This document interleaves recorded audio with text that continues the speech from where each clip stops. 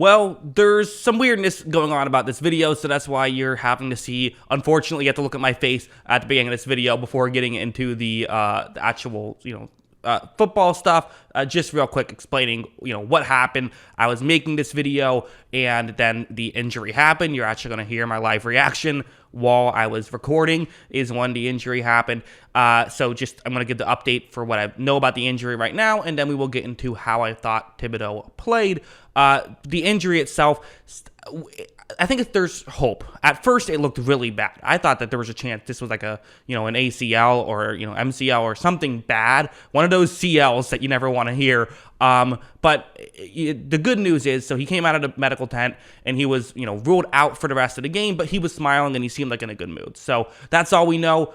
That doesn't necessarily mean that it's not still bad. Maybe, that's just kind of how he reacted to the bad news. Maybe they have no idea. And so they said, hey, we'll tell you later. So, and that's why he was reacting that way. So can't read too much into it, but that's what we know. But yeah, let's get into the video. I thought he played well. So let's talk about what I like about him. And then we'll talk, general thoughts at the end. Let's start off with this play. So it's going to be a one-on-one block, and I think what we really saw from Thibodeaux is what we expected to see from Thibodeaux. Something that we knew was going to be an issue for opposing tackles trying to block him in college is proving to be an issue for opposing tackles trying to block him at the NFL level, and that is his burst, his acceleration. He can move so quickly, he gets off at the line so quickly, it just makes things difficult. Look, watch how right when this play begins, you can kind of see, right here, this is where that Khalil Mack comparison comes in, because he is so quick, despite being so big, that he can sort of get you to be in a position where if you're a left tackle, what's the important hand? It's your left hand, right?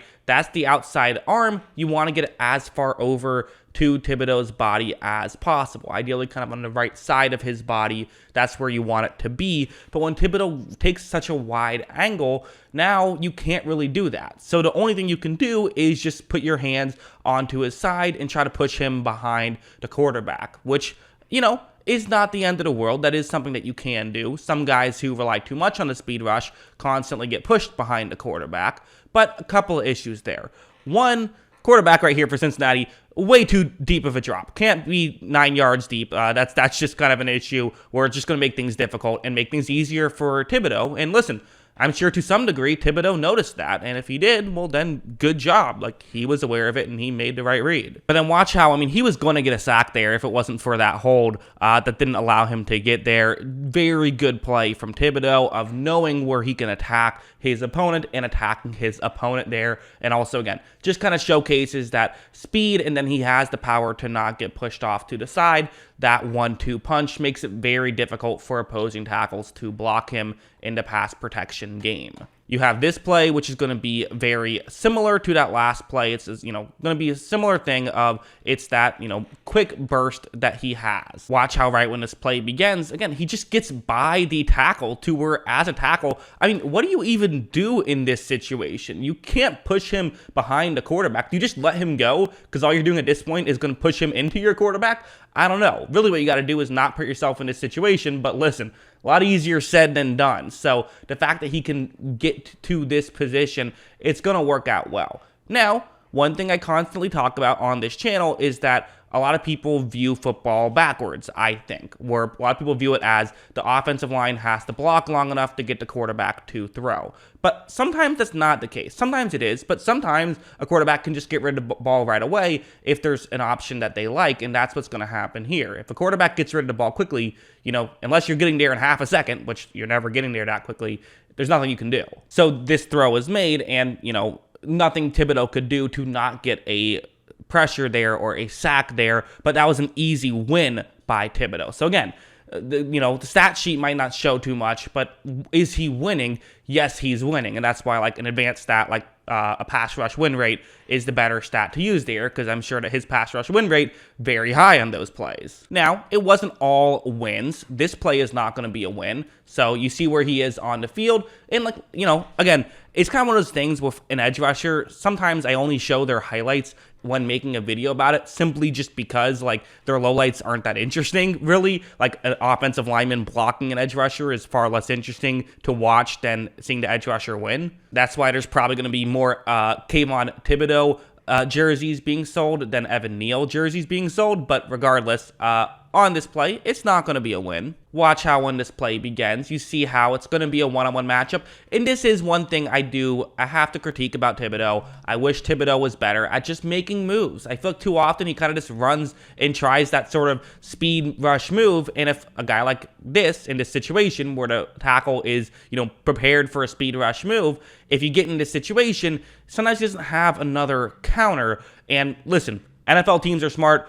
NFL players are smart. They're going to figure this stuff out. So you got to make sure that you have, counterattacks to their counterattacks. But as you see, Thibodeaux kind of just, not too much time to do much there, but didn't really get anything going. So that's the one thing I would still like to see him do a little bit better at, figure out, kind of get a little bit more polished, which I'm sure he will be. And again, to me, it's very different than like a Trayvon Walker, who I didn't love out of college because, while they both kind of, you could argue, have similar, types. Both are players that are incredible athletes. Both are players who are somewhat unpolished. But to me, the obvious difference between the two of them is that Kayvon Thibodeaux gets way more production. At least he did in college, and I'm expecting he will get it in the NFL. And to me, he has looked better, in preseason. But that's not to say he can't still have some moments where even when a player who he's going up against is prepared for something to happen, he can still find ways to win, certainly. And this is going to be an example of that.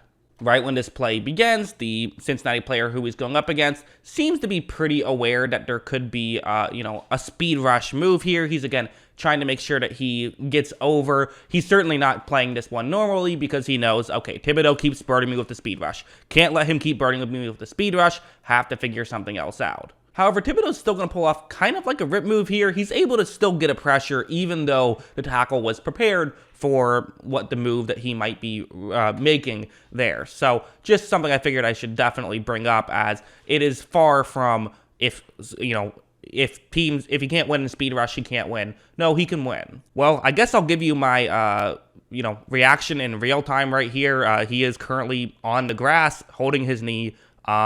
This definitely sucks and makes this video a lot more fun to make right now.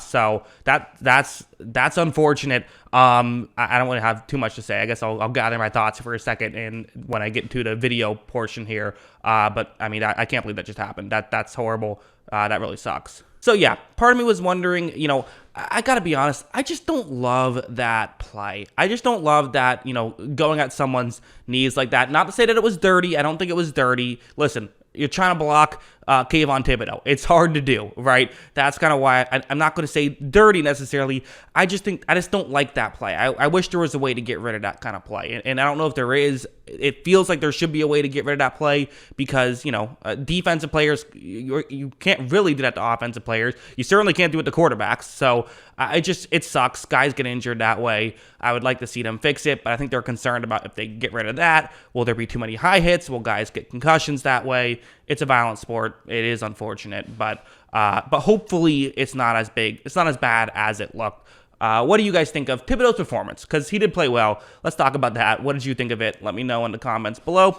Always love hearing from you. And of course, as always, thanks for watching.